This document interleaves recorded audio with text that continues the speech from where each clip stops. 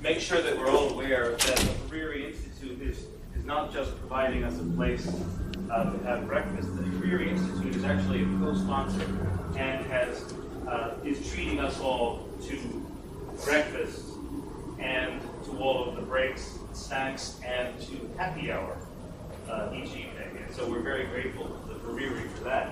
The NIH prohibits us using federal money to feed ourselves, or more specifically, to feed you.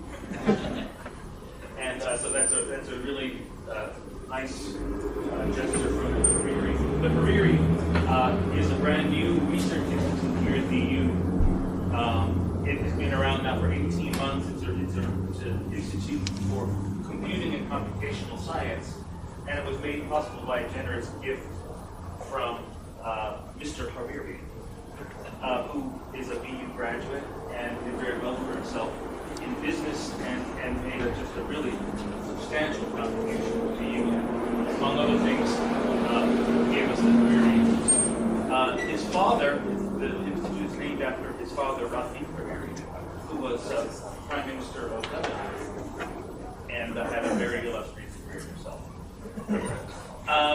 Speaking of happy hour, we are going to change the way we do happy hour and make it an actual happy hour. That is to say, we're going to go directly from this. Well, actually, okay. Sorry, I got ahead of myself. The afternoon session will be back at the Hariri Institute. Okay, where it'll be easier to use the computers for those sessions where we need to use computers, and where it'll be more convenient to do the kind of breakout sessions that Barry and Lindsay are suggesting. And then we'll immediately transition into happy hour from there, and then people who finally get hungry enough to want to leave and go get something to eat, will just start trickling out from that point. I think that's it. Any other questions, concerns that you've got? Well, then we're going to start this morning's festivities with a different take on formalisms in immunology. I emphasized yesterday that what we were doing went beyond mathematics and statistics and more generally encompassed formalisms in a larger sense. And so today we're going to talk about ontology, and we're going to hear from two leading experts in ontology.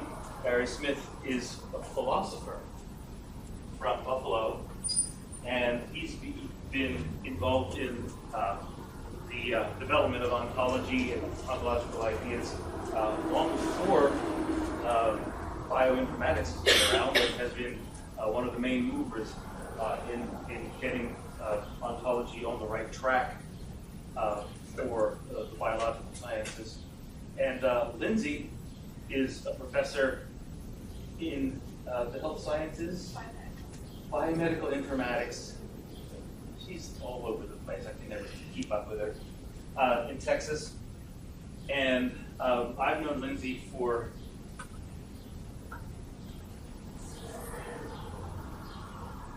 a long time. She was a PhD student of mine back in the day. I know. So we're really lucky to have these two to bring us up to date on the world of ontology research. Please. Thank you, Tom. So we're going to have a rather complicated agenda for the afternoon, particularly because we're going to arrange 8 breakout groups, each of which will be required to create a small ontology for a specific topic of interest. Now that means we need to find 8 topics in which at least 6 of you have an interest. And our idea is that this will help you, because by building the first part of an ontology in an area of your interest, you will see the value of ontology, you will see some of the difficulties involved in building an ontology. These will be very small ontologies, don't worry. And they'll be built by hand. There'll be no animals will be killed in their manufacture.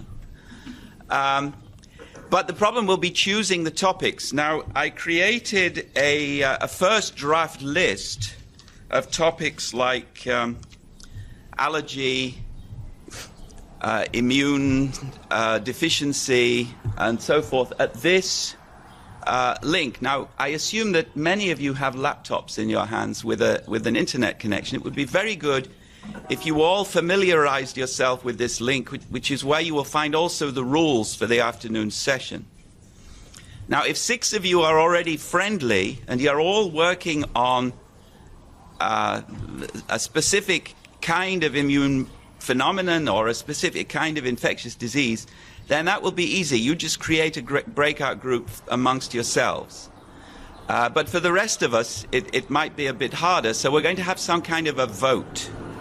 So just be thinking about topics that you are interested in and which you have a good idea other people in the room are interested in. And then we will work on scheduling the vote either at the end of this morning session or at the beginning of the afternoon session. So, and we will provide during the course of the morning some of the rules which are going to be needing to be satisfied in order to build the requisite ontologies. All right, so the first question is, why should you bother? Why should you want to build an ontology? And the reason is as follows. As biomedical research and clinical medicine become ever more associated with computational data management, biologists and clinical scientists need to use databases. These databases are filled with useful data, but they are created in ad hoc ways by each of the different data generating groups, institutions, countries, people, and so forth, in such a way that the data becomes siloed, balkanized. Now, if the data is siloed, then in order to do genuine cross-disciplinary research or to integrate research from different groups, we need somehow to be able to tag the data in these different silos in such a way that people can identify that it's data about the same thing. Now, those tags are terms in ontologies. That's the idea.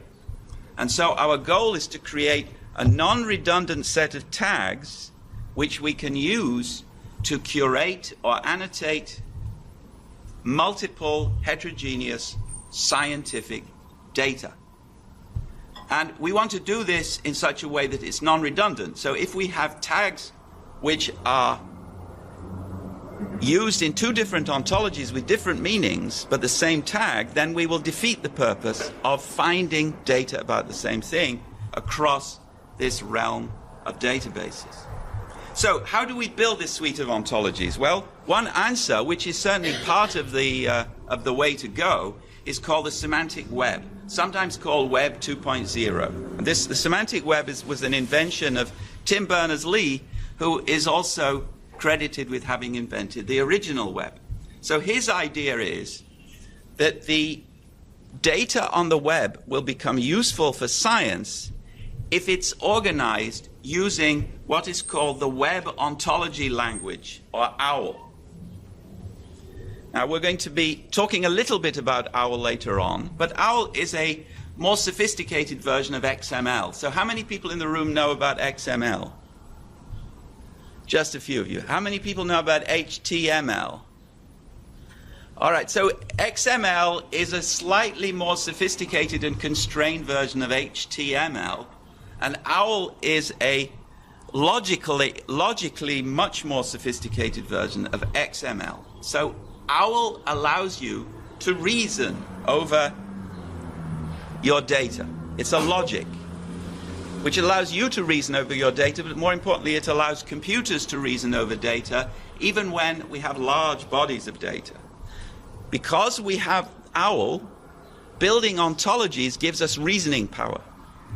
If the ontologies are built using OWL, we have very nice software which can check for consistency, for instance, when we put 2 ontologies together.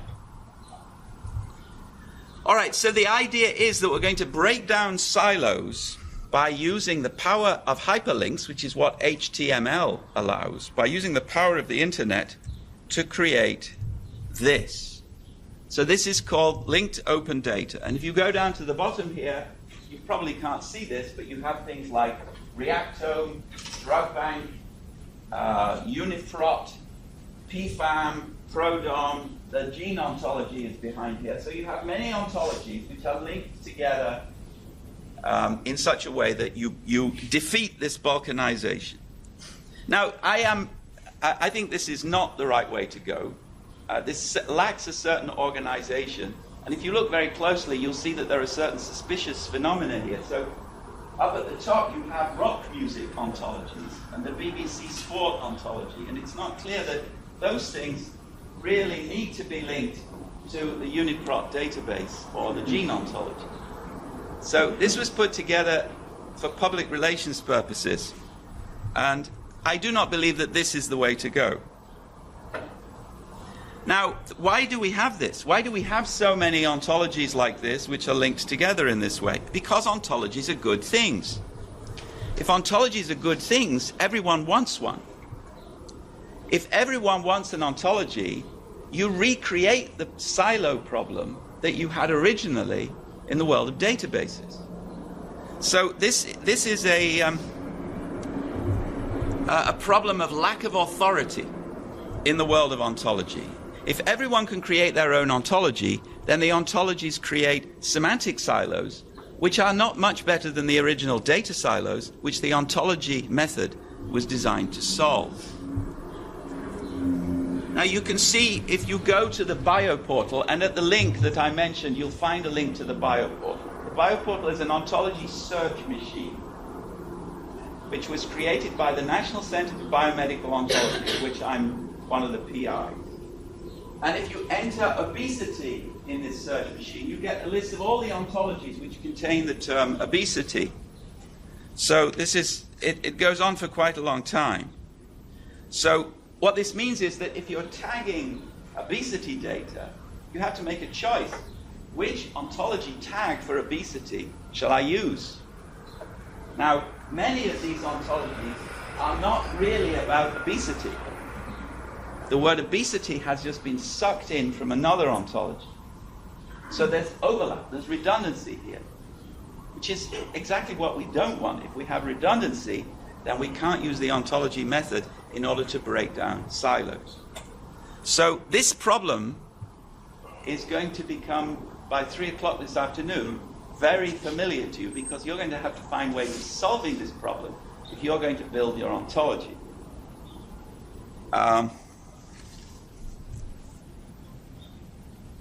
Now, if you have any questions, just raise your hand. So I don't want to bore you with stuff you already know, but I also don't want to waste your time with stuff that you don't understand or care about. So any kinds of questions, just interrupt. And if you raise questions I'm going to deal with later, I'll just tell you to wait. All right, now, how does linked open data, how does this idea work? Well, it works by using what are called mappings. These arrows here are almost always arrows which say the term X which occurs here is really the same as the term Y which occurs here, so we'll create a map between those two terms. And then the rule is that if you have 3 maps between 2 ontologies, then you can count yourself as being part of this big picture, which gets bigger and bigger all the time as more and more people succeed in having their ontology listed. So let's see what you get with mappings. And this again was created by the people who build the maps for the Bio Portal. So these are maps between ontologies which were created by string matching. So you have the term all phenotypes, which includes all phenotypes: going bald, losing feet, webbed feet, no feet, and so on. All of these are phenotypes. So all phenotypes is the union of all the phenotypes, and it's called all phenotypes. And it's at the very top of the phenotype ontology. Now this was mapped to all organisms in the NCIT organism database. Why? Because of a string match with all. And then this was mapped with allose, which was a form of sugar, or is a form of sugar. And this was mapped to acute lymphoblastic leukemia, which is a really big all. Now, this, you can see, is not good science. This is what you get when you use the strategy of mapping in order to link together ontologies, and it's not what we do not want. So, mapping, there are all kinds of problems with mappings. First of all, many of them are nonsense. Secondly, even if they're good, you have two ontologies which are mapped, but then one ontology changes, and then you need to check that the mappings still hold. Then the other ontology changes even more, and now you need to check in the other way. And very soon the mappings become no longer valid. So mappings cause a lot of work. And so our strategy, that is the strategy embraced by Lindsay and by myself and by many other biologists working to solve this silo problem, is to try and get rid of the need for mappings completely by making sure that ontologies are non-redundant with each other. And this means imposing authority. We have to say to people, you want a sugar ontology, there already is one. It's quite good. Use that one. Don't build a new one. If you think there's something wrong with the existing sugar ontology, work with the sugar people to make their ontology better. Don't build another one. Yours will almost certainly be worse. All right, so it's hard building ontologies also for social reasons. People want to have their own ontology. We need to try and stop people wanting to have their own ontology. In just the same way that we try to stop people who want to have their own physics or their own chemistry. That would be a mistake. So how do we do it? How do we impose on authority? Well, if you look at the references to ontology and to controlled vocabulary, which is a synonym of ontology, which was much used a few years back, you will see, first of all, that there is a quite consistent rise, which this is 2007, it's continued to rise at roughly the same rate since then. So people are using ontology as a quite standard tool in doing clinical research, and Lindsay will show some of what that involved. But now if you look at this slide, and if you look specifically at the light blue bar, then this is the references in PubMed to ontology, which are about the gene ontology. So nearly all the uses of ontologies increasingly are about just one ontology.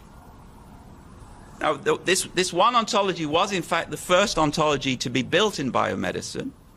It's by far the most successful ontology, and it's an ontology which we should respect and recognize as forming some sort of authority.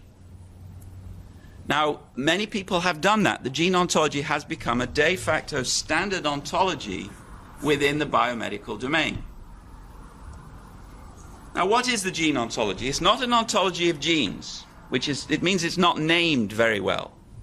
It's an ontology of attributes of gene products. Now, what does that mean? Well, when you discover a new gene, there are three sorts of attributes you're interested in. Where in the cell did you find that gene? What does that gene do at the molecular level? For instance, binding. And then thirdly, what kinds of biological processes does this molecular phenomenon initiate or contribute to? For instance, death or vision or mating behavior. Now, the gene ontology was a success because it tried to create a list of terms to describe those three kinds of attributes which would be species neutral.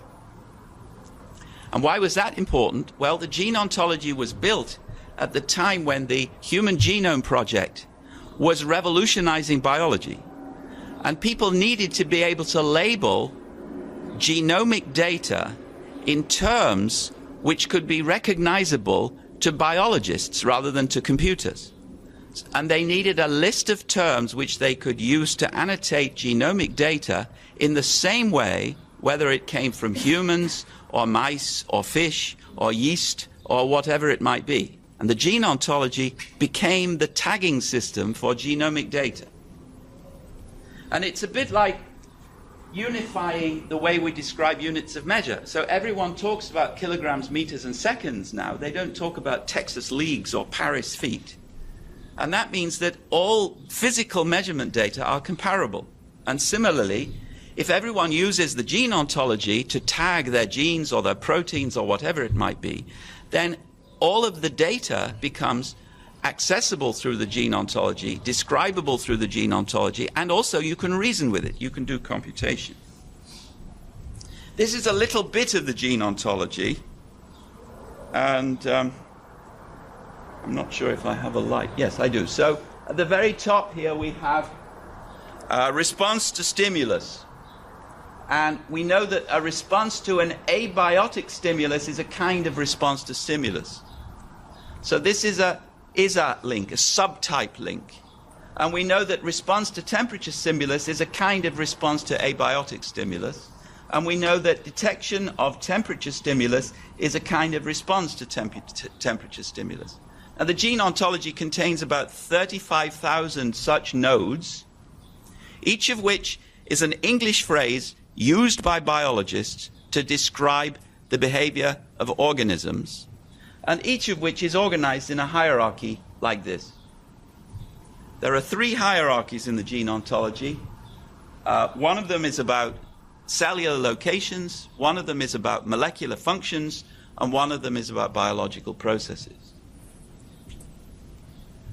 Now, this is a part of another ontology so that you get a visualization of another kind of relation which an ontology can contain. So we have the is-our relation between interlobar recess and the serous sac cavity subdivision. This is an anatomical relation, and this is a fragment of an ontology called the foundational model of anatomy. And then you have the interlobar recess is a part of the pleural cavity. Now, the body is organized in terms of kinds and superkinds and in terms of parts and wholes.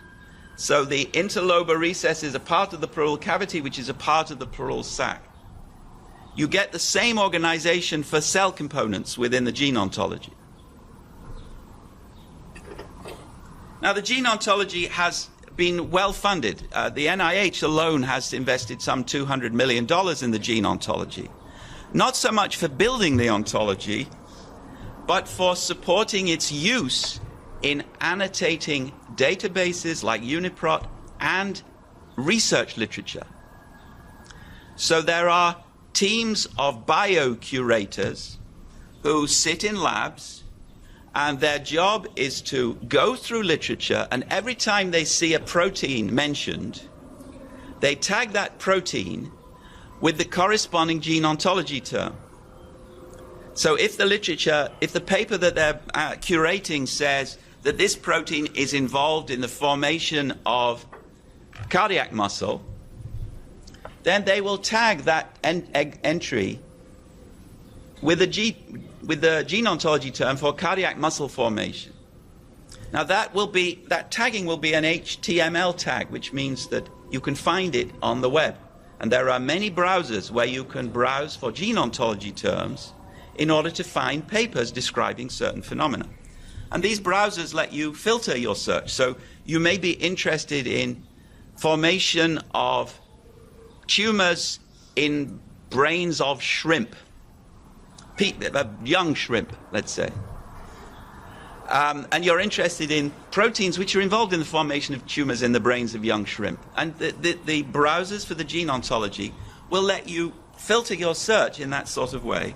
And this turns out to be a very, very nice approach to doing biology, not just for the purposes of finding data, but also for the purposes of doing statistical reasoning and isolating genes which might be relevant to the formation of tumors in young shrimp. All right, so just as the gene ontology is a bit like the units of measure standardization, so it's a bit like having a standard legend when you have a big, complicated system of maps. Or it could be compared to having a standard legend for describing diagrams or cartoons in science, or videos, indeed. And it could be used also to provide a standard set of legends for mathematical equations. So in each case, we have the same problem. We have English phrases with technical meanings which are used in multiple ways within a certain complex entity, whether it's a cartoon or a database or a photograph or a video or a mathematical text. Or a catalog of diagrams of molecular structure. So some of the most active and successful work in ontology these days is being done in the chemistry area. So we can think of ontologies as legends for data. And that because the same legends are used in many different databases, these databases themselves become linked together. So the ontology serves as a kind of switchboard. So all of these hundreds of different databases become linked through a common set of terms, so that if you're interested in sphingolipid transporter activity, you can immediately find all the 93 databases which have proteins or lipids or whatever it might be, which are involved in sphingolipid transporter activity. Now, the problem with the gene ontology is that it only covers these three kinds of things. What about diseases? What about what happens if you put frogs in mercury at high temperatures? What about symptoms? What about proteins even? None of these are included in the gene ontology. We don't have terms to describe all of those things. And so because of this, we created something called the Open Biomedical Ontologies Foundry. We use the word foundry in order to express the fact that building ontologies is really hard. It needs a lot of work. You can get burned. And it needs authority above all. It needs people who are ensuring that the ontologies that get built within the foundry are compatible with, but non-redundant in relation to, the other ontologies in the foundry. So these are the original 15 colonies of the OBO foundry. And the yellow part here is the gene ontology. So the three component ontologies of the gene ontology are now expanded, but we have a phenotype ontology, we have anatomical ontology, we have the Ncbi taxonomy, we have a cell ontology, we have a protein ontology, and so on. So these ontologies have been created to gear with the Go, to intermesh with the Go in the needed way.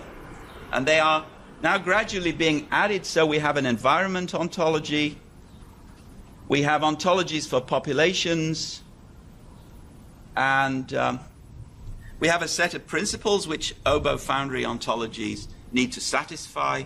So they have to be developed in collaboration with the ontology developers for the neighboring domains. That means that if I'm developing an ontology of protein complexes, and if the gene ontology already has some protein complexes in its cell component part, then either I need to work with the gene ontology, or I need to find a way of agreeing which protein complexes should belong to my domain and how I can relate then to those protein complexes which belong in the gene ontology domain. So there's a kind of treaty negotiation process. Now, because we're all working by the same rules, and because we all agree that this is the right way to go in order to avoid the silo problem, we have a common process of government, common editors, common training. We have a common architecture which is based on the basic formal ontology, which I'll return to shortly. It's based on the relation ontology, which is a small catalog of links that we allow between ontology terms, both within and between ontologies. And above all, we have one ontology for each domain, so we don't need to do any mapping. That's the most important criterion. And we come back to this diagram, so all of the ontologies should look like this. We have relations, is-a, and part of, and then we have the terms in the ontologies. And roughly speaking, the rule should be that a term can appear only in one ontology. And in this way, we come close to avoiding redundancy. Now, that rule is very hard to maintain, and we will talk a little bit later on about how we make it possible for people to do collaborative work in different areas when they need the same ontology terms, but when they're putting them to quite different kinds of use. All right, now I can't believe that there are no questions. Yes? So I'm just wondering, is it the responsibility of the person that creates the database to generate or to find these ontology terms and then put them in for other people to find, or is there a curator that goes through and does it? So, broadly speaking, the major databases were built by the database specialists, and then they were curated by gene ontology editors. We believe that if you're building a database, it's a very good idea to find out what the relevant ontology or ontologies might be, because then you might do a better job of building your database. So one benefit of ontologies is the following. If you build a database using the standard approach, you'll very likely use acronyms. And then you populate your database using these acronyms. And then 3 years later, you want to use the data in your database, and you can't remember what your acronyms mean. So you can't use your own data. Now, by using ontology terms to annotate or even to create the labels in your database, the meanings of those terms are maintained by the ontology because the ontology keeps definitions. Each term has a definition, both an English definition and a computer-readable logical definition. How many databases are there out there that don't use this ontology organization way to organize their data? So this is a two-fanged question. So the first question is, how many databases are there out there which have not been curated ontologically? I think probably millions. I think probably only, I'm guessing now, 5% of existing biomedical research databases have been annotated using the Go or some related ontology. But they are the best ones. So they're the best for two reasons. One, they've been annotated by the Go, so it's easy to find them and use them and so forth. They're not lost in somebody's back kitchen. And secondly, they're the best because that's why the Go invested resources in curating them, because they were used a lot, and they were used a lot. That meant they got better and better because people found mistakes and so forth. So it's a kind of virtuous circle. Now the next question, the next fang to your question is, how many ontologies are part of the Ober Foundry? And I would say, again, I'm guessing, 3% are officially part of the ontology, but they're the best, of course, because that's why we put them there. 20% are based on Ober Foundry ontologies, which means they use the terms, hopefully by following the rules, because there's a danger here of redundancy. If you use the terms and just create a new ontology with them, you've already created a silo and a possibility of forking. And then the other 80% are no good. Yep. What's the future of this? I mean, are we going to be a wiki-style gene oncology society, or you're advocating redundancy? So a lot of the work which goes to support these ontologies is a wiki-based work. And so I would say it's some happy medium between the extremes of wiki-based cloud sourcing, which generally it leads to a lot of enthusiasm until Christmas, but then after that it really doesn't help. You need to have people who are really concerned with the future of the artifacts being built, and that means you have to have some authority. So it's a combination. Yep. Talk about database and clinical ontology, but the main source when you work on clinical data is the hospital buildings. Yeah. Yeah. So what do you do when you have Good. an ontology, but you kind of have anyway another ontology specific? Good. So we are working very hard to create an ontology framework which will work with ICD billing systems, HL7, and so forth. That's a hard job for a number of reasons. So in biology, people are willing to share data, But in medicine, people are less willing to share data. Now, we do have a small nucleus of people working on what is called OGMS, the Ontology for General Medical Science, OGMS.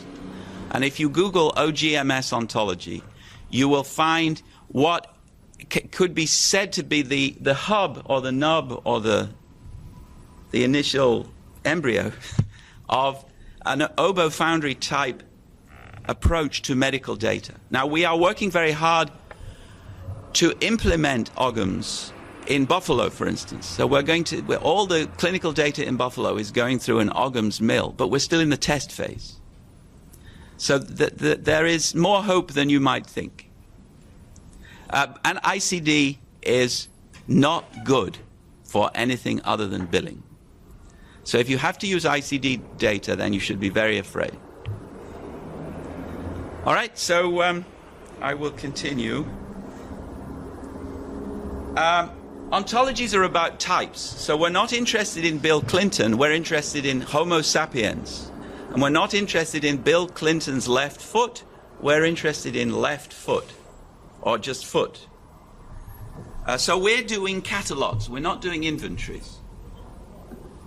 And another way of seeing this is, if you look at the legend to a map, you will find a list of types of entities. But then if you look at the map itself, you find instances like Tottenham Court Road. These are the types. So an ontology is about types, classes, the generals, the repeatables, universals, like foot or gene or protein or lipid or frog. So these are the instances down here, actual frogs. And this is a very bad representation of the hierarchy of organisms. Now, we talked about links between types, and there are, in fact, 3 kinds of links that we need to understand. First of all, there are the links which go into the ontology. We talked about ISA, which is the subtype link. Every human is a mammal. And then we've talked about part of. Every human heart is part of some human. But there are also links between instances and types. So this human, Mary, is an instance of the type human. And then there are links between instances. So Mary's heart is an instance-level part of Mary. Now, these are the kinds of relations that we see when we do experiments. These are the relations in the world, in spatio-temporal reality. But when we do experiments, we want to draw general conclusions. And it's those general conclusions which are the focus of ontology. So we're not interested in Bill Clinton, we're interested in the relationship between any human heart and that human being. And we then define the relations in the ontology using relations between instances. And we don't need to go into the details here, but broadly speaking, you define A part of B to mean all the A's are instance-level parts of some B. So in this way, the relations between the ontology terms are based upon relations between instances that you see in the lab or in the clinic. Now, this is the ontology for biomedical investigations is an ontology designed to allow people to represent experiments. So this is an OB representation of a trial in neuroscience, and I don't think you can read it, but it has links like has specified in input, location of, so this neuron is located in the caudate nucleus, and this monkey here has part caudate nucleus. So the macaca fuscata has part caudate nucleus, which is the location of this neuron. Now this is another, this is a vaccine protection investigation. This is an ontological representation of a vaccine protection investigation. Now maybe you can read this more clearly. So vaccination is a process which realizes an injection function. So you realize the process of injection by vaccinating somebody. And in order to vaccinate somebody, you need to have a vaccine. And this vaccine will be in some material entity, and the vaccination will have a participant, which is the object which gets vaccinated, which is here a mouse, and so forth. Now, the reason for doing this is manifold. First of all, it gives you a controlled vocabulary for describing experiments. Now, the FDA needs controlled vocabularies for describing experiments. Regulatory agencies want to see experiments described in a comparable way, and that's part of what OBI's job is supposed to be. Now, now we're getting close to your job for the day. So you need to reserve part of your brain during the next hours so that you'll be fully prepared when you come back at 1 o'clock. So no lunch. This is a list of terms which appeared in those two examples. It's not the complete list, but it will give you an idea. So we have terms like data set, evaluant role, extracellular, electrophysiology recording, function, host role, and so on. Now, what we need from you is a list of terms like this. So the idea will be you will come back at 1 o'clock. You will be part of a group. You'll sit down with the group and you will brainstorm to find the list of the 10 or 20 most important terms in your topic area. Now, these the diagrams I just showed also have relations. Now, when you come back for the rest of your life to build ontologies, which is that is what you are predestined to do, then you will learn about these other relations. But for today's purpose, you really only need one relation, and that's ISA, or subtype. So we want you to think about the organization of your term list in terms of what is a subtype of what. So an allergic reaction is a subtype of process. All right, now this is the top-level ontology called BFO, which I referred to earlier. BFO is bigger than this, but not much bigger. And there are 3 basic types that you need to be aware of, which BFO calls independent continuant, dependent continuant, and occurrent. In the gene ontology, we had cell components, functions, and processes. So you can think of occurrence as just another word for process. And we'll talk about the meanings of these two things later, but basically, independent continuant means any material entity, whether it's a cell or a cell population or blood in your body or your head or the planet. They're all things, independent continuants. And then dependent continuants are attributes. Now, when we built the OBO Foundry, we had BFO in mind in creating this map. So this is the column devoted to independent continuants. This is the column devoted to dependent continuants, such as phenotypes, diseases, and so forth. And this is the column devoted to processes. So cellular processes, organism-level processes, such as mating behavior, and so forth.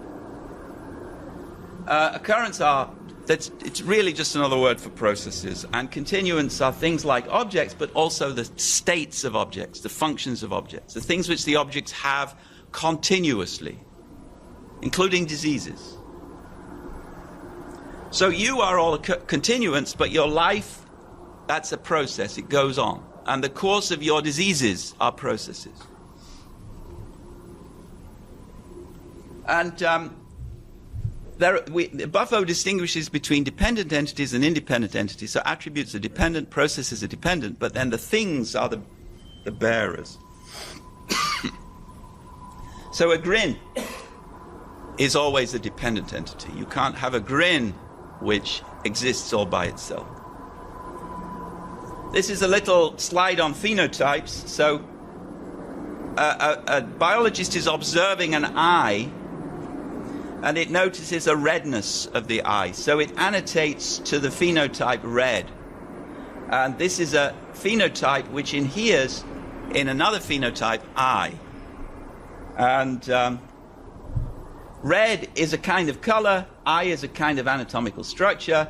This particular redness instantiates the type red, and this particular eye instantiates the type eye. So these are the ontologies up here, and these are the instances which the biologist is observing when making a list of phenotypes. All right, so these are the independent continuants, organisms, buildings, and so on. These are the dependent continuants, qualities, phenotypes, and so on. And processes are dependent on their participants. So a vaccination process is dependent upon the organism which gets the vaccine, and it's dependent upon the material entity, which is the substance which is input into the organism in the course of the process of vaccination. So this is BFO again. Thing, quality, process. And all the Obo Foundry ontologies either were reverse engineered to be BFO compatible, or they were built by downward population from Buffo. And I'll show you what that means in a minute. The idea is that they all share this common top level. And then you add terms by ISA relations downwards until you get down to the level you're interested in. And so this is BFO, and this is the Obo Foundry. And the ontologies you're going to build this afternoon will be down here or down here. And so one of the things that you need to understand about ontology building is that it's nearly all not rocket science. Computers do not understand even trivial things. So we're going to need to include trivial assertions like this. Every pneumococcal bacterium is a bacterium. Or the computer won't know that unless you tell it by putting it into your ontology. And terms in ontology should be singular nouns. So this is just a traffic law. I am saying this. I am in charge of this particular issue. Don't mix singular and plural nouns. If you do, you'll get mesh. So mesh is, like ICD, a government-created product. And it contains things like National Socialism is a political systems. Political systems is a social sciences. Social sciences is a social phenomena. Social phenomena is a mesh descriptions, or mesh descriptors. Now, there are so many things wrong with that. This is the opposite of a good ontology. Now, we gave you the link to mesh so that you could check for yourselves. Many people think that mesh is a good dictionary, but it's not a good ontology. And one of the reasons why it's not a good ontology is because it did not follow simple traffic rules. Now, another simple traffic rule is that don't confuse the things with their names. How many computer scientists are there in this room? Oh, that's interesting. No computer scientists. So I can say this. So I said computer scientists nearly always confuse things with their names. And the reason is that they can't get the things inside the computer.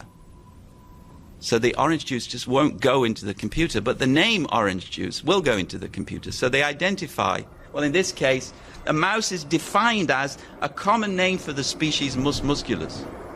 That's not a good definition. All right, now when you're creating definitions, and you won't be doing this today, but we're giving you this because it's another important traffic law, the definition should be of the form, an S is a G which Ds, where S is the lower kind, G is the higher kind, and D is what differentiates the instances of D, which the instances of G, which are instances of S. So a human being is an animal which is rational. That's how you define human being. Every human, you could put mammal there. Every human being is a mammal which is rational. Human being is a subtype of mammal, and human beings are those subtypes of mammal which have the feature of being rational, says Aristotle.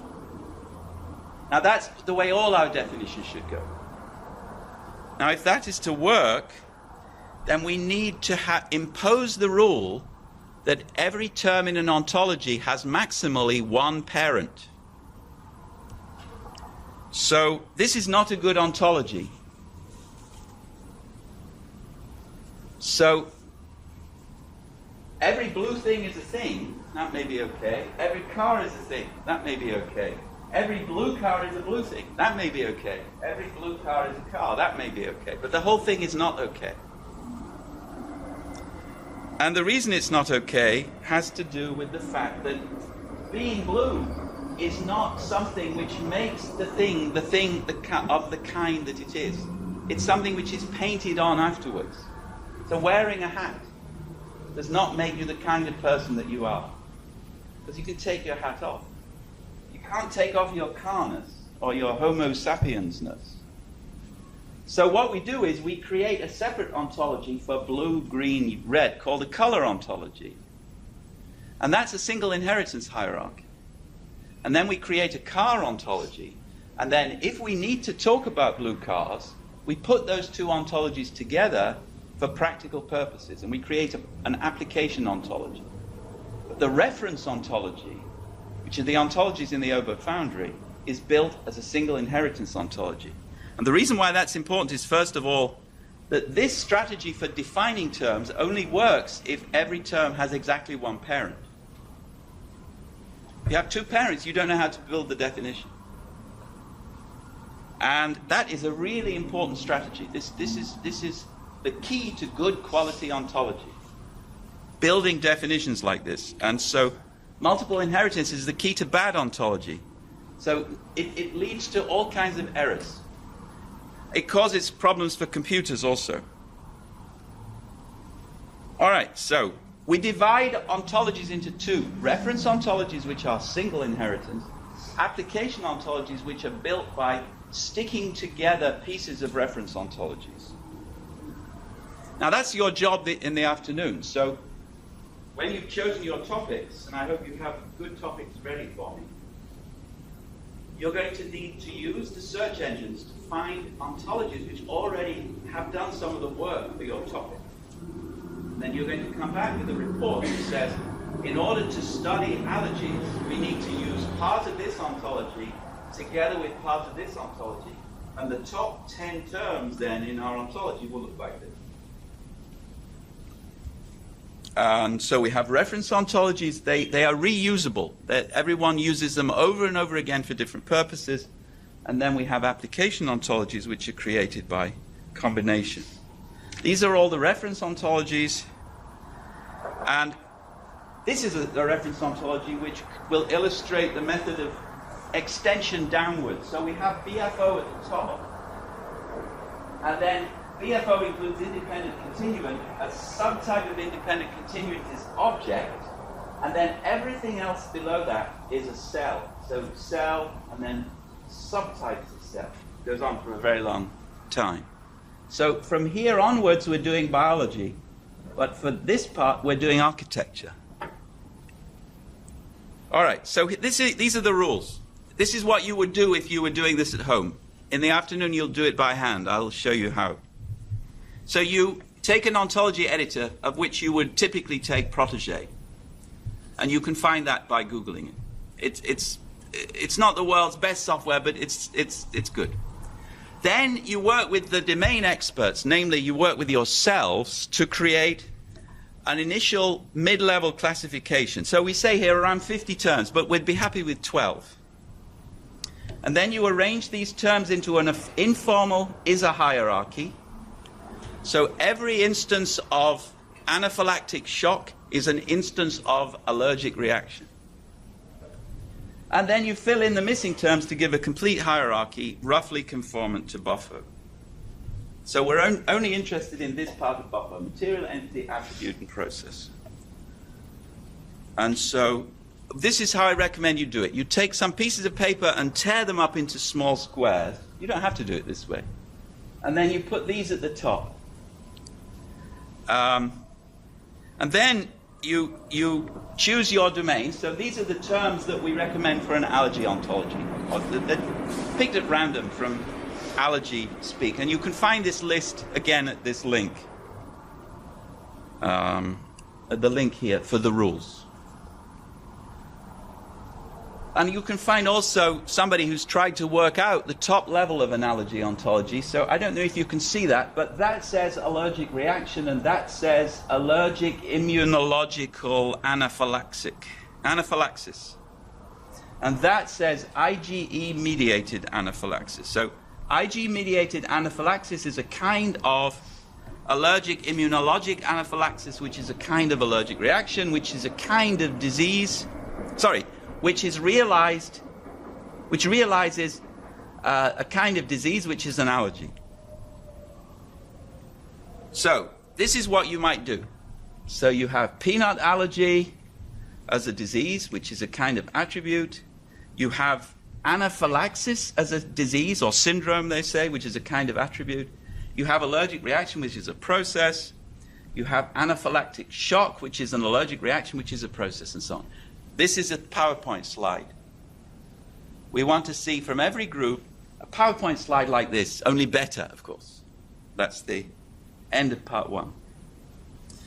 Now, we're going to move quickly over to Lindsay. I think probably the best way of creating a list of possible subgroups is if we send a piece of paper around and you all write down your name together with your favorite topic. And then I will try and harvest the necessary 8 subgroups from that list. So does somebody have a piece of paper? Yeah. Yeah?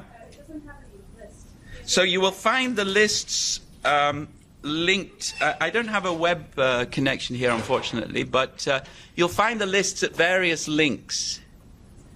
So I'll come over and show you. Where are you?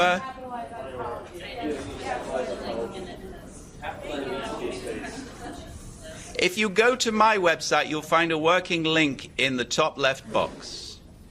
And my website is ontologist.com, I think. Good. Okay. So capitalize ontology, ladies and gentlemen. So who has a nice piece of paper?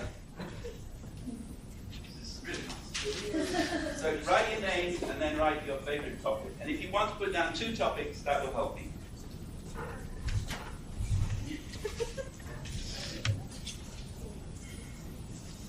And I will unscrew myself now.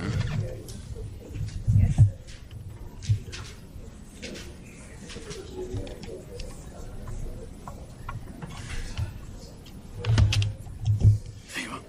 Thank you. And then there's a laser pointer. Just going to make sure that things are going to come up for you. Okay, thanks. Is there a laser pointer? Maybe he was using his own. You have your laser pointer handy? We have the best graduate students. Yeah. Well, I mean, second best. Oh, okay. Or I could just still consider myself in that category.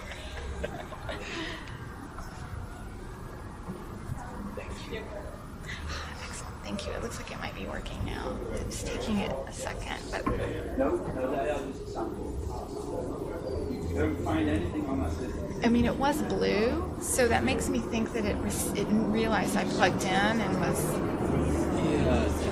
Oh, I know what it's doing. Is it trying to use the other screen? Yes. So the list that you will find under afternoon practical session on the web page is just a list of examples. So you don't find any. No. So I need to.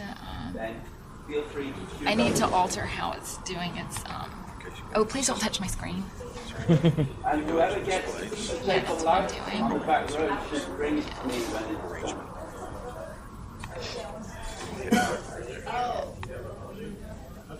done. There it is. Thank you. Sorry for snapping at you, but I fingerprints and finger grease on my computer. Okay. Great, thank you. You want to just check and make sure your web connection is still going. Oh yeah, good idea.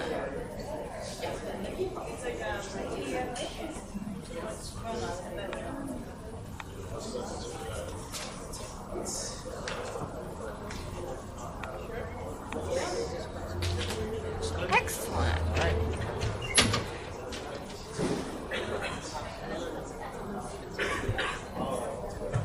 Okay, so finally our technical difficulties have been solved. Can everyone hear me okay? No? Is it because the mic's not working? It's because I need to be louder. Oh, I see. So I need to project. Okay. Okay, if my voice dips down, just send me a signal from the back, and that'll remind me to speak up. So, still not? Okay, how about now? Okay, I feel like I'm yelling.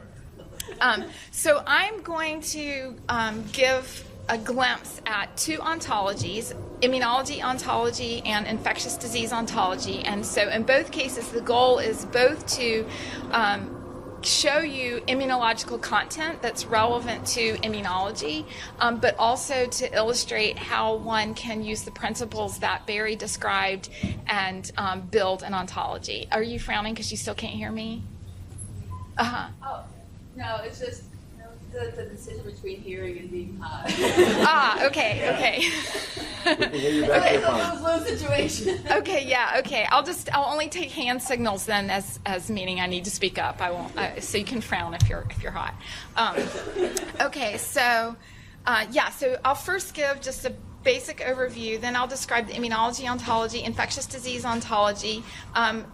Time permitting, I'll show a few tools that can be used for developing ontologies, and then maybe we'll talk through one example of how ontologies are actually used in the context of analyzing data.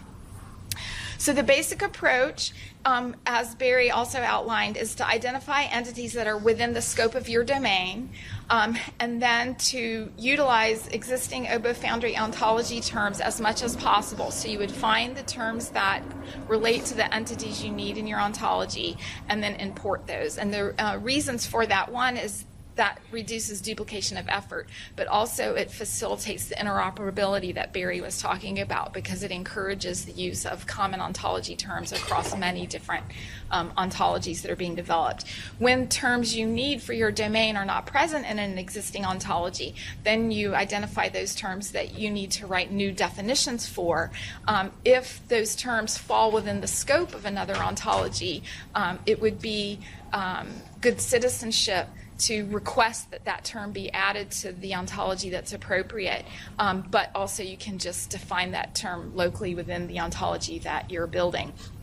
Then, in addition, you can begin to enrich the set of relations that are asserted between the terms in your ontology.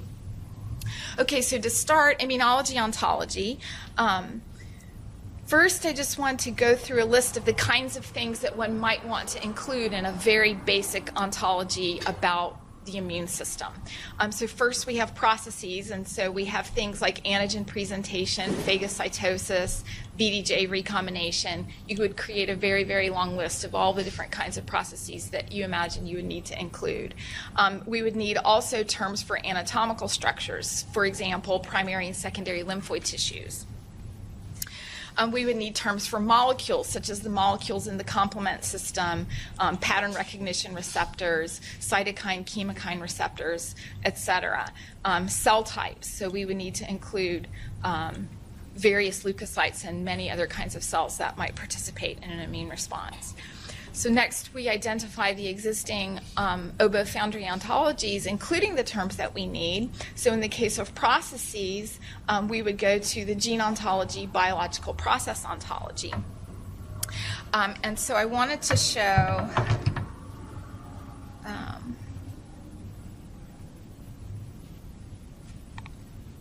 so here you can just see the hierarchy from the gene ontology, biological process ontology. So biological process is their top level term, and that fits under the dependent entity, under a current, which Barry described for BFO. Then as a subtype of biological process, they have created the type immune system process. And then you can see here the variety of other kinds of processes for which they have terms in the gene ontology. And many of these terms will have more specific terms as subtypes. So each of the terms in the gene ontology, sure. That refers to the product mean next to the ontology? yeah, so that refers to the number of genes or gene products for which that ontology term has been used as an annotation. So for 400,000 genes, that doesn't sound right.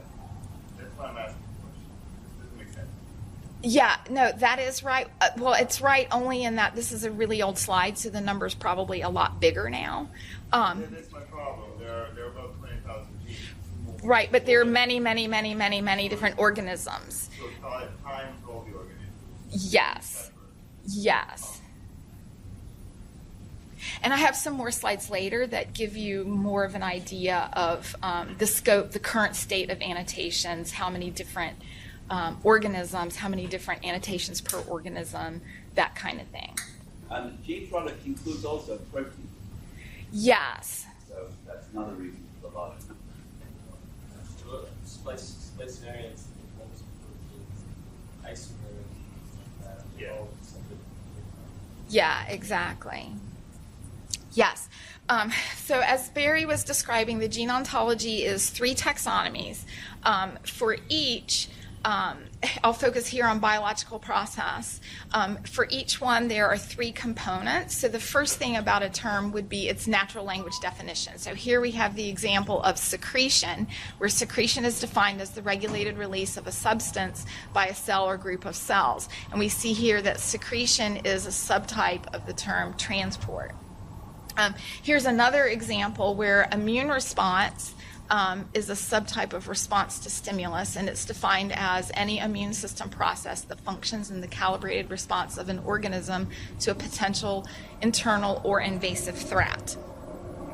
So in addition to these natural language definitions, the gene ontology and other ontologies have a taxonomic hierarchy reflected by the ISA relations, which Barry described. So in this case, we see the small hierarchy for immune response, where immune response is a type of stimulus, and adaptive immune response is a type of immune response. And then immune response and response to stimulus are types of biological process. So this would be, it may be, but this may also be a case of inferred multiple hierarchy. Although, does the gene ontology have as a policy that they're just willing to include multiple? The gene ontology was built before we realized the need to insist on single inheritance. And there is a editor's version of the gene ontology which is being created as a single inheritance ontology together with the necessary combination ontologies to recreate the original gene ontology as an application ontology. Mm-hmm. When they will release that editor's version is not clear. Okay. And again, this is a little bit of an old slide, so it may be that even this has been fixed by now. So then, in addition to the natural language definition, the taxonomy, and the gene ontology, there is a partonomy, so where they have asserted parthood relations between terms. So here's an example of that, where cytokine production is asserted to be part of an immune response. So here you see how cytokine production fits in with the overall taxonomy we were looking at. So it's a type of cytokine production, and then it's part of an immune response. So in addition to the gene ontology covering processes for anatomical structures, we would start by looking at an ontology called Uberon, which is an anatomy ontology that attempts to be species neutral. So there are organism-specific anatomy ontologies like the mouse anatomy ontology or foundational model of anatomy for human anatomy. But Uberon provides the opportunity to use terms for anatomical structures that hold across different types of organisms. Here, I did actually, let me just back up, and I wanted to show you one more example from the gene ontology. Here we have the term opsonization, which is a part of phagocytosis, and then is a subtype of immune effector process. So now, yes.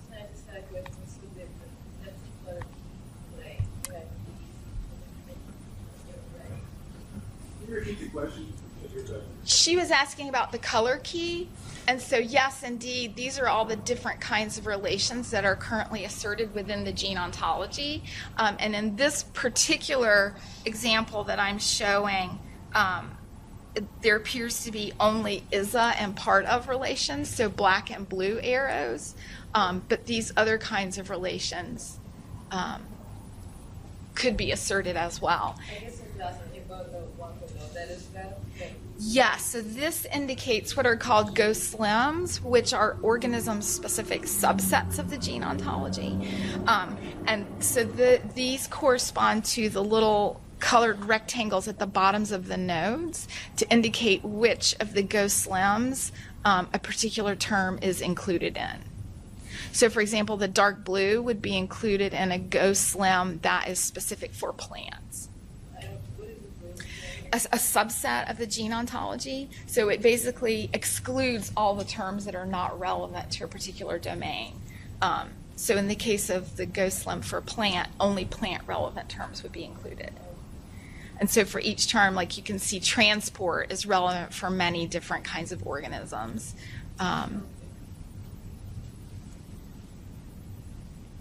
So for Uberon, so this gives you a glimpse at the hierarchy for Uberon, and this is in one of the tools that we wanted to mention, the Ncbi Bio Portal, which allows one to search for and search for specific terms as well as browse the hierarchies of ontologies. So you can see here all the different kinds of anatomically relevant terms that they include.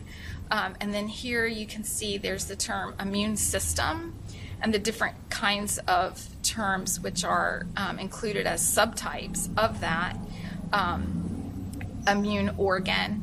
And here we see spleen, lymph node, I guess, is here somewhere. I found that earlier. Lymphoid system. So here, thymus. So here you would go to find the various anatomical terms that you would need for an immunology ontology. For molecules, there are at least two sources. One would be the protein ontology, and the other would be the gene ontology, cellular component ontology. The protein ontology has the largest number of terms for individual proteins, and they have some terms for molecular complexes. And then many molecular complex terms are in the gene ontology, cellular component ontology. Here, I just want to show you, I searched for chemokine receptor and chemokine receptor type 3, just to give you a flavor of how the gene ontology is set up. So you see they have it, their top level amino acid chain, then protein, rhodopsin-like G protein coupled receptor, chemokine receptor type 3, and then here they have different forms of chemokine receptor type 3. And this shows the taxonomy that they have set up. Here you can... Here you see a combination of two ontologies, which is exactly the way things should go. So, Unicron KB is in fact more properly conceived as a database, but it's gradually being transformed through collaboration with the Pro into an ontology and so on. Yes. I don't know if I missed something. So are you showing how existing ontologies and forming and then extrapolate those, or are you showing us examples just so we know how they are? So I'm trying to do two things. I'm trying to show you the various ontologies that contain content relevant for immunology, so that you will have a sense of how those ontologies are structured and what kind of content they have, so that you would know, in the case where you wanted to develop an ontology, you would have some idea where to go look for the kinds of terms that you need. But in addition to that, I think these are nice examples of giving you a sense of different kinds of ontologies, how they're structured, the kinds of hierarchies that they create for terms that, as immunologists, you're presumably familiar with. You can even see whether you agree with the hierarchies that they've created or disagree. Some of you may say that, that's not really very good. I would suggest changes to that. But at least it gives you a sense of how they're set up. Mm-hmm. I just want to also show, so this shows the hierarchy down to chemokine receptor type 3. Here, just to give you a sense of the number, this shows you a list of all of the terms they have that are below chemokine receptors. So you can see there are many, many, many, many, many. So there's a lot of work that's already been done, and this provides a valuable resource. So for your ontology, you wouldn't need to go create new terms yourself for all these different kinds of molecules. In the case of cells, we would go to the cell ontology, which Barry also showed a little bit of. And here, this shows more of the hierarchy down to immune-relevant terms. So you can see under animal cell, we have hematopoietic cell, bone marrow hematopoietic cell, leukocyte. We could click here dendritic cell to see the various kinds of dendritic cell types. Under lymphocyte, many different kinds of lymphocytes. You can see these get more and more specific. So if we click on T cell, we see we have the different kinds of T cells. So you can browse to various levels of specificity to get the terms that you specifically need. Yes. In general, like if you're going through this and you do find like there's something that's wrong, or you think if you like send someone an email and say, hey, I think this is wrong, or like, yeah, most of the all of the ones that we're talking about today, but probably most ontologies in general, would have a web page that would include an issue tracker. So you could submit a request for a new term, or just submit a comment that you think a definition needs to be revised or whatever. And most of them are pretty good about responding quickly. So within probably 48 hours, you would get some kind of response. And I mean, it's good to do because it improves the resource for everybody. Even though it's kind of time consuming maybe to do that. Yes. So in your biology, we make progression, so we realize that one type of T cell, I don't know, is actually not helper T cell or killer T cell, but it's kind of the middle, we find a subspecies. And we're going to find that maybe 10 years or 5 years, I don't know. So what do you do with an ontology when it's like so much evolving and not like in a kind of splitting web, but with overlap? What do you... Right. So you're saying you've discovered a cell type that may be a novel cell type that's not in the ontology? Yeah, but it's like, before it was classified as one thing, but actually you realize it's like between two things, kind of overlapping things. Right. Yeah, so I think it would depend on the particular case. So it may be, for example, that a new term needed to be created in the ontology, or it may be that the definition for the existing two terms needs to be modified. So I think it would depend on the specific case, but I would definitely say, I mean, I think overall your point is that science is changing really, really rapidly, and we're always getting new knowledge, but we're also often discovering that what we thought we knew was wrong. And so it's definitely a goal of the ontologies to evolve and keep up with that. And that also goes to her comment about submitting requests for changes. Yes.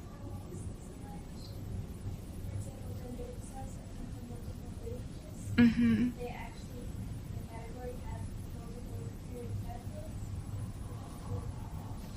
So in this case, you mean parent as way of derivation, I think, and that's different than parent from an ontological standpoint of ISA for classification. So for example, in the cell ontology, which we didn't see, so the hierarchy I was able to show you was the ISA classification hierarchy as Barry was describing. But also in the cell ontology, they include other kinds of relations, and one relation they include is they call it either derives from or develops from, but in any case, it's a relation specifically for lineage.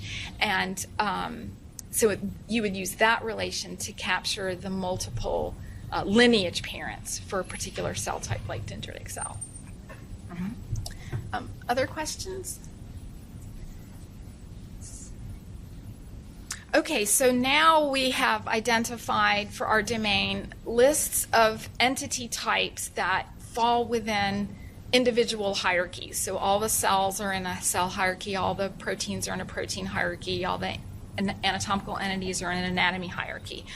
So now the next thing that we would want to do is bring these together, import these into our ontology, and begin to assert the relations between them.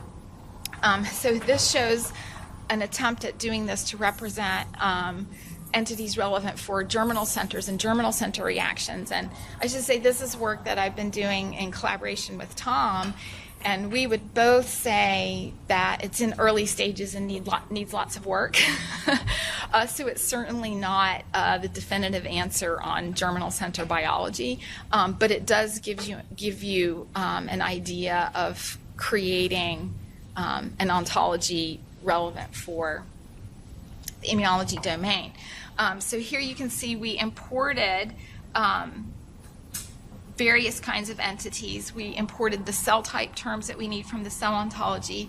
We imported some anatomical entities from, in this case, the foundational model of anatomy, which is specific for human.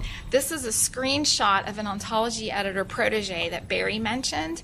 And the way this is laid out is the hierarchy that you're creating is shown on the left-hand side. For any term that's highlighted, you see all of the information that's been associated with that term. So in this top panel, these are natural language annotations to the term. And so here's where you would include the natural language definition for your term and any other comments that you have. In the lower part, you can make logical assertions about your entity. So Protege is an editor that is based on description logic, and, well, it accommodates a description logic representation of your ontology and allows for description logic reasoners to be used. So we won't have time to go into the details of that, but that's what this bottom part is showing. So for example, we have the natural language definition that a secondary lymphoid follicle is a lymphoid follicle that contains a germinal center. So that's our natural language definition for secondary lymphoid follicle. Under here, we have a logical representation of that where we say a secondary lymphoid follicle is a lymphoid follicle. It's some entity that is a lymphoid follicle. So this is the G part of the definition that Barry described. And it has as some part a germinal center. So this is the differentia part of the definition that Barry described. Then we assert these additional kinds of pieces of information that aren't considered part of the definition, but they still can be used by the reasoner. So for example, we would say the secondary lymphoid follicles have part germinal center, they have part mantle zones, etc. And so now I just have a couple of screenshots that show a networked representation of all of the terms based on those logical annotations that we've made. So here we see a lymphoid follicle with the subtypes primary lymphoid follicle, secondary lymphoid follicle. Then we can expand that to show the regions of lymphoid follicles. So we have mantle zone is a region of a lymphoid follicle. A germinal center is a region. A germinal center zone is also a region. Germinal center light zone and germinal center dark zone are types of germinal center zones, which are then regions. So here now we can knit this all together where we have a lymphoid follicle and primary and secondary lymphoid follicles as subtypes. Then we have the regions of lymphoid follicles, and these were all the subtypes of region that I showed in the previous slide. So in this slide now we've added those has-part relations. So we can see that, for example, a mantle zone is part of a secondary lymphoid follicle, and a secondary lymphoid follicle has part mantle zone. We see in addition that a secondary lymphoid follicle has part germinal center zone, and also that a lymphoid follicle has part region of lymphoid follicle. Then we can further expand that to show the relations between those anatomical sites and the cells that they contain. So here, for example, we see secondary lymphoid follicle has part germinal center B cell, and lymphoid follicle has part quiescent B lymphocyte, T lymphocyte, and follicular dendritic cell. So we're creating this richer network structure. it's now richer and contains more information than what was contained in each of the individual taxonomies that's within each of the individual ontologies. So we've now related the anatomical entities to the cells. And, oh, is it bad? When I... Yeah, it's fine up here, but maybe if we turn the light off for a minute. yeah, here. Or just the focus of the particular cell. Maybe the Like the front big lights. That would help, but I do think it's out of focus too. I don't know how to adjust that. No, that's Okay. Are there blinds for the window? Would that help? no, unfortunately there are.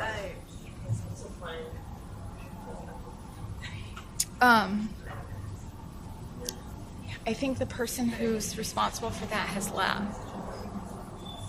Is it legible at all? Well, the big lighters are, but like, Yeah, the just bottom part. once the phone gets small, you You're just actually figuring it. Right. Is that one better?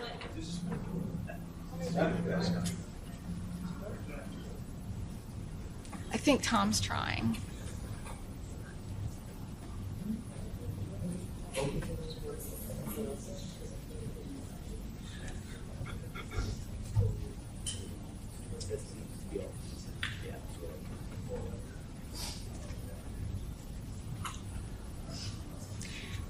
We stop at 10:30, is that right?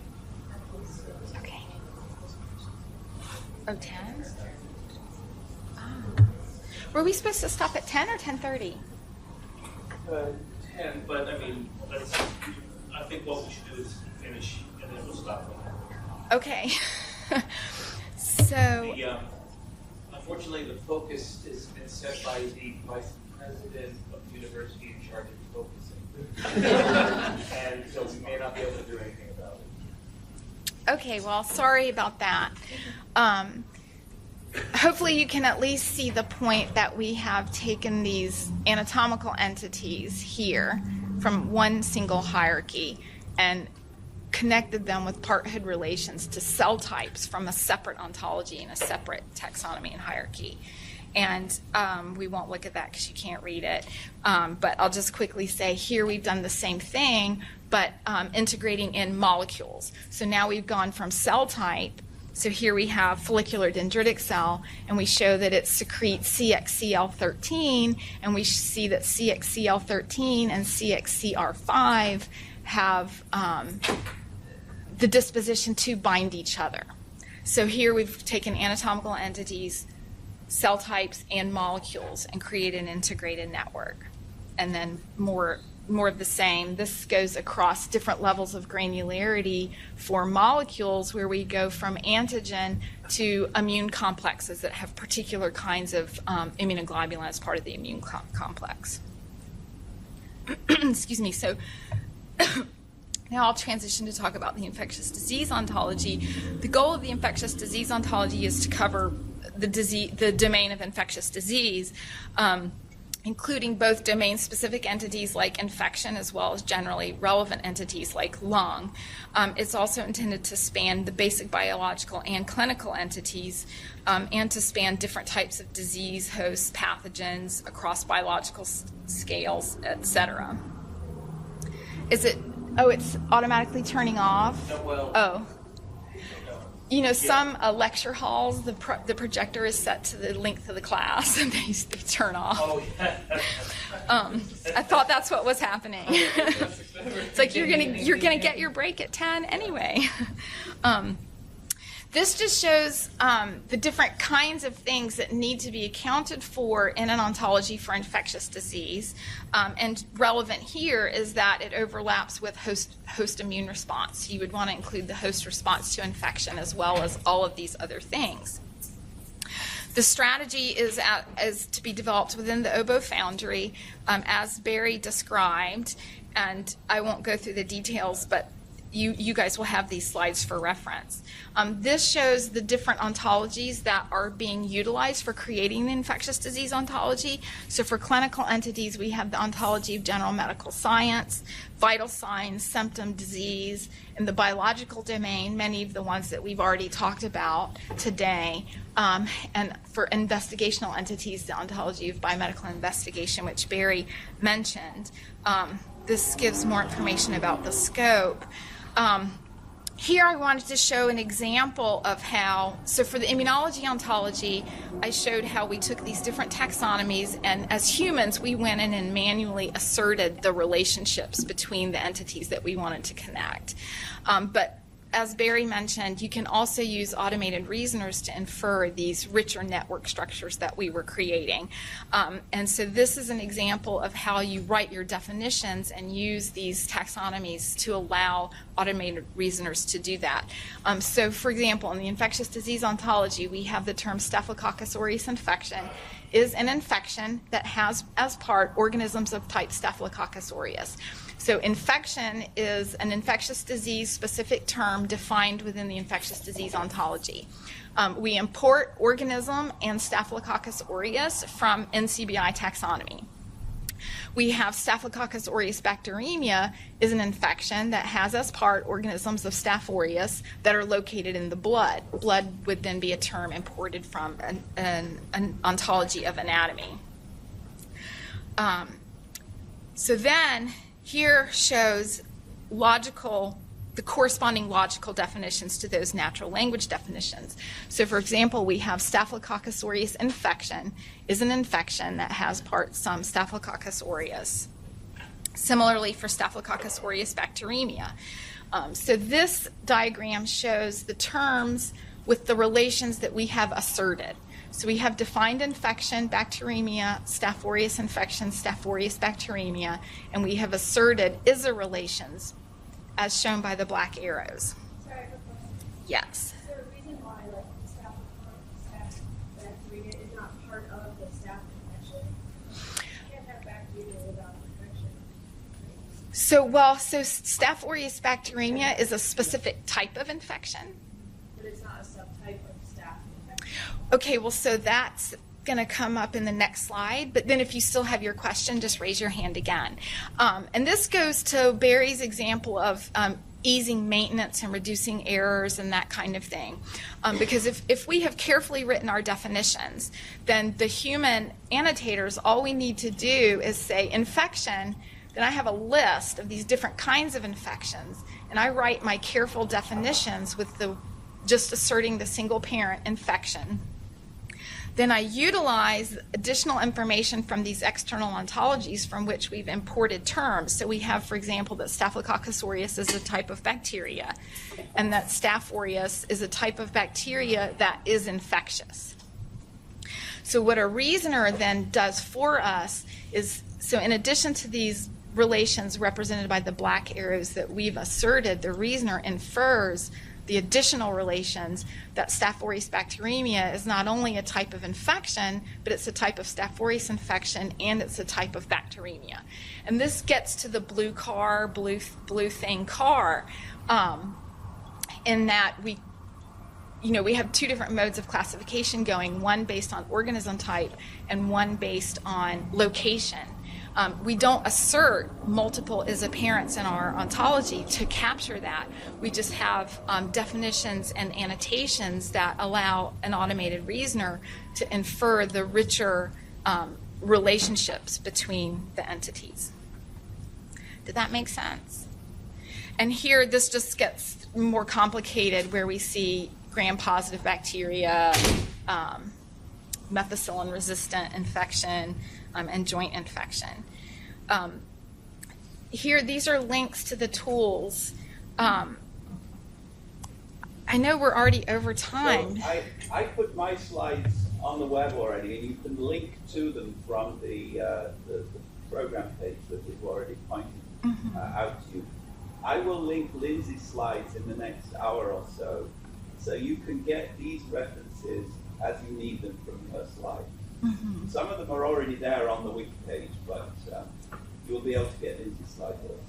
Okay, so I won't do any demos of these in the interest of time, but I'll just quickly give the overview that I would group the tools into three categories.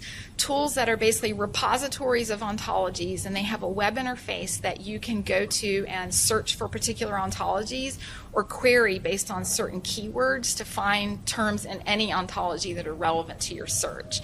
They'll also let you browse the ontologies. And that's this first group here. Then there are tools that allow you to actually create and edit an ontology. So Protégé is an example of that, and you saw the screenshot that I was showing. Obo Edit, you were mentioning may no longer be maintained. So Obo Edit is an ontology editor created for biologists. So it's simpler and more intuitive than Protégé, but it's almost certainly not going to be maintained in the future. So gradually people are moving away to Protégé, which is more clunky but also more powerful, and it will be developed. And then the last category would be tools to facilitate importing. So obviously you see the strategy that we're advocating. You rely heavily on existing ontologies. Many of these ontologies are really big, so you wouldn't want to just take the protein ontology, the cell ontology, and the anatomy ontology and merge them into one huge ontology. It would be preferable to carefully select the terms that you need and then merge them into a coherent way, and that would give you an ontology that covers your domain but is still of a manageable size.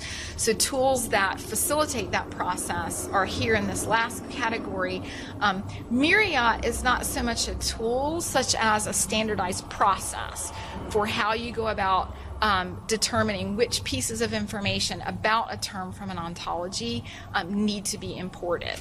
And then Ontofox is a web accessible tool that will create an OWL formatted file using the Myriad format in a way that you can incorporate it into a file that you've created, for example, in a tool like Protégé. And then with that, I suggest we stop. I have answers to your annotation questions now, but it's too late. I can show you afterwards. Maybe I can just say one or two things. First of all, make sure I get this list. Secondly, we will both be around during the time when you're building your ontologies in your breakout groups this afternoon. So we're going to be there if you have further questions. We'll also be there during the lunch break if you want to talk to us, particularly if links are broken. Yes, that's it. Good. Thank you very much. Let's thank for introducing this interesting idea to us. We're going to head back over to the Naciri for coffee, and we'll reconvene here at 10:45 for the rest of the morning session. What we're going to do is we're going to have lunch and then stay at the Hariri for the afternoon session. And we're going to see if we can make that.